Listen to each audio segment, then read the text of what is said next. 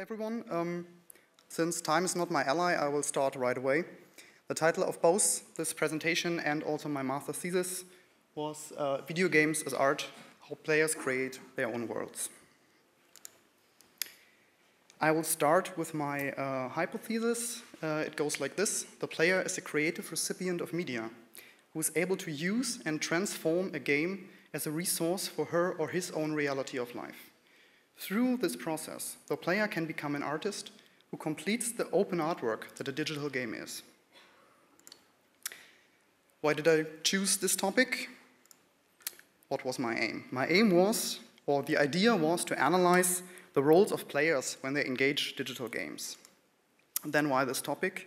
Because I wanted to contribute something new to the ongoing debate. If we say video games can be art, then how the player of a video game can be perceived as an artist. I based my thesis on 3 pillars. The first is the games pillar concerning games. I used texts by Johan Huizinga, Homo Ludens, of course, Roger Calois, and many newer day authors like Benjamin Beil, Stefan Schwingeler, or Jane McGonigal. Concerning art, I used the theories of Umberto Eco, Opera Aperta, the open work, and Georg Bertram, Art, a Philosophical Introduction. Lastly, concerning the media aspect, I used text from John Fiske and Rainer Winter. John Fiske wrote Understanding Popular Culture, and Rainer Winter, The Productive Spectator. First and foremost, the question, what is a game? A game can be many things. A game can be a rule-based system, a free action, a magic circle, a building ground for culture. But what is the problem? The problem is that there are many possible definitions which usually fall short of some aspects of the great concept game. That's why Gundolf Freiermuth says that games have a double alterity, doppelte Alterität. Digital games have 2 anchors. Analog games, which is the game component, and also other audiovisual media, which is the media component. They differ from both of those, but they're also connected to both of them. For Jane McGonigal, games are work. We have heard this before today. And she says games are work that we engage freely and having fun doing it. The counterpart of games is not work. The counterpart of games, according to her, is the state of depression. I still want to give a short definition of digital games that I think works for my thesis. Its digital games are interactive narratives based on code, which simulate immersive worlds for players to engage, explore, and redesign. The next question is, what is art? Umberto Eco, as I said, wrote the open work. And according to him, artworks sit on a scale between closeness and openness, which means they bring with them some meanings, but are also open to interpretation. The later are called open works of art because they open up a field of possibilities for the recipient in which he can freely move around and discover his own meanings and interpretations. This is what he calls the ideolect, which the work has with a specific spectator or recipient and none other. For Georg Bertram, art is a process. He says artworks have meaning. They want to be understood in a given aesthetic and convention of aesthetic interpretation. These conventions can change and do so all the time. He also says that artworks are not useful in a contemporary sense, like a chair is useful when you want to sit down. But they can help us understand some aspects of our world. The problem is with art that art is like game, a concept too big to press into just one definition. He says we don't have to talk about arts, we have to talk about art, we have to talk about arts.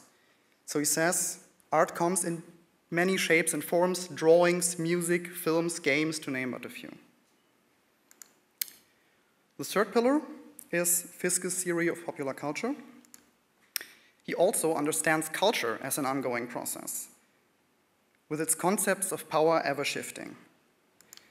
He also says that popular culture comes from the people who take the products they get from above, meaning the mighty, the economy, this is counter theory to Adorno Horkheimer, and use them as resources, which in turn they integrate into their own culture.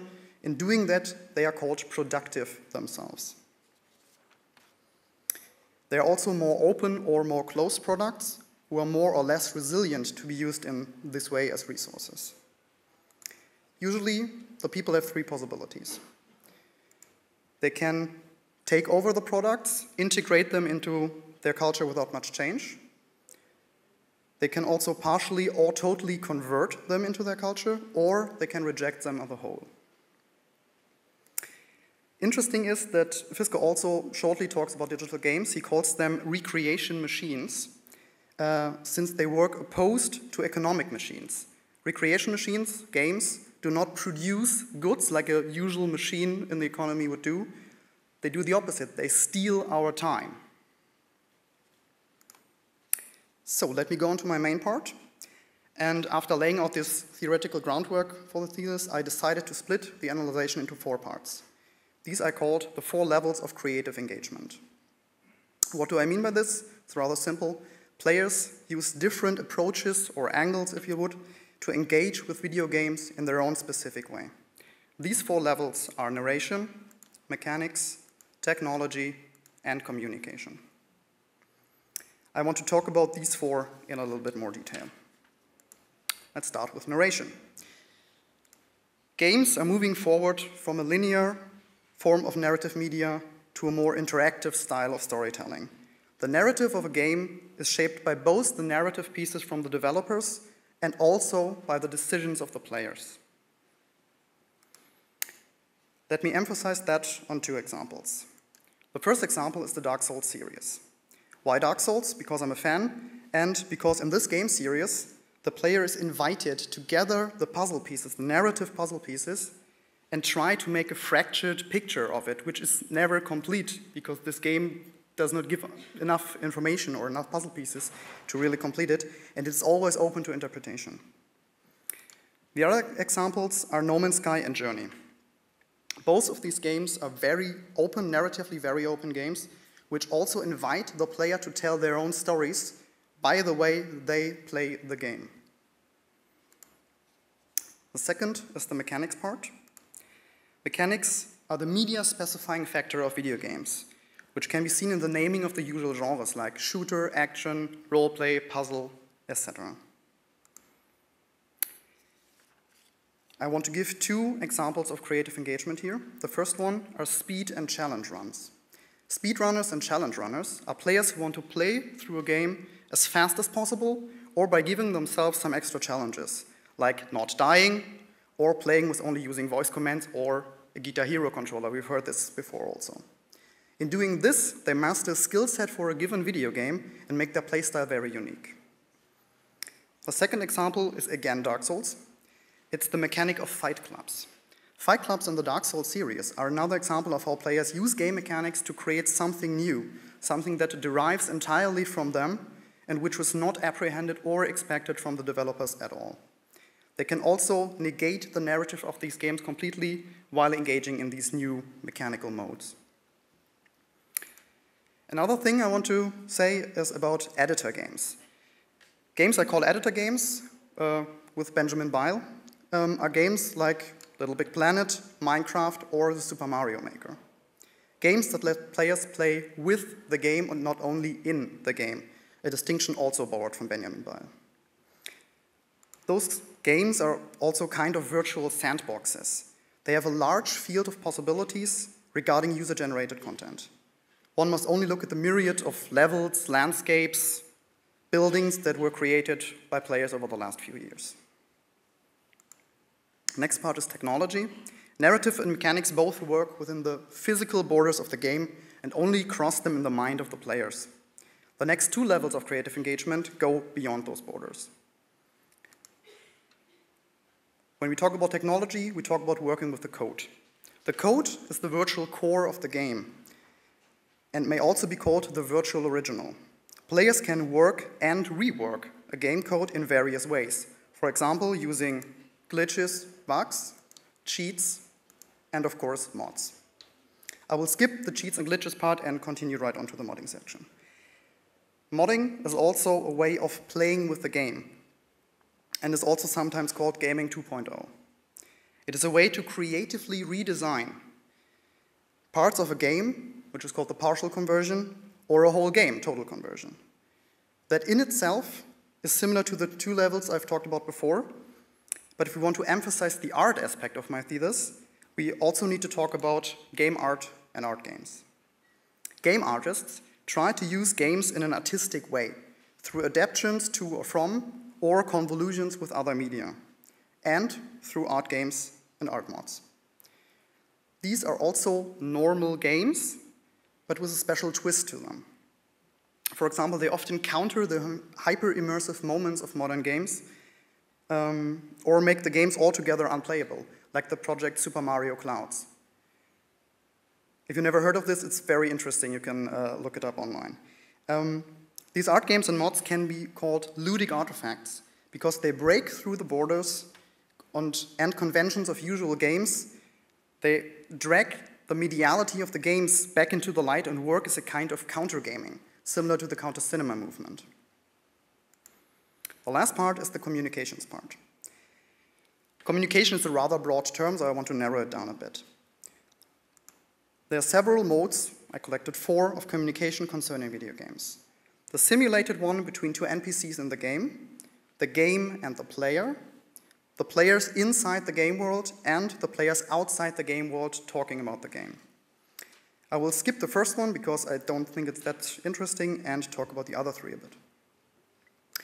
The communication between the player and the game is a two-way feedback stream, where both game and player give input and react to the output of the other.